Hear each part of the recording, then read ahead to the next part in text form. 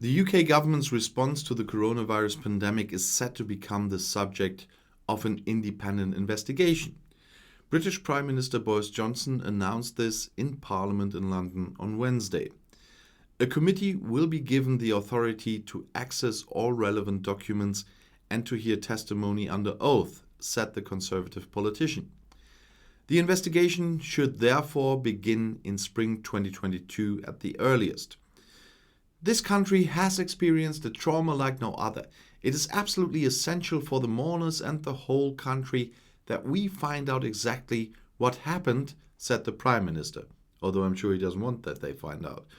There have been calls for an investigation for months.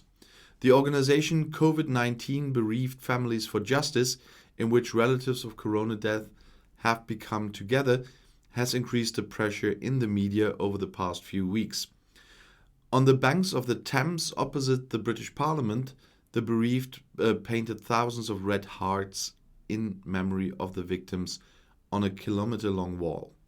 Co-founder Matt Fowler hopes that the results of a workup can be learned for future pandemics and emergency, or can be very helpful. The United Kingdom is one of the hardest hit countries in Europe by the pandemic.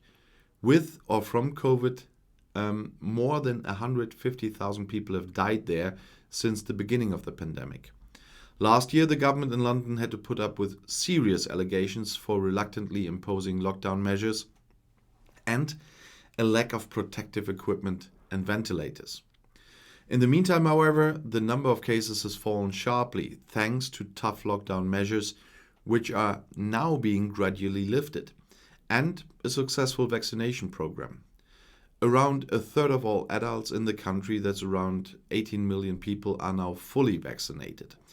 But today's success doesn't make up for what happened last year. And I'm quite sure that it has to be looked into very carefully what happened last year.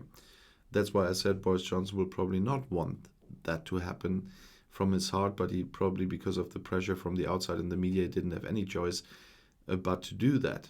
But we'll see how he's trying to get around that. And if you want to stay informed, please subscribe to my channel. I'll see you in my next video. Auf Wiedersehen.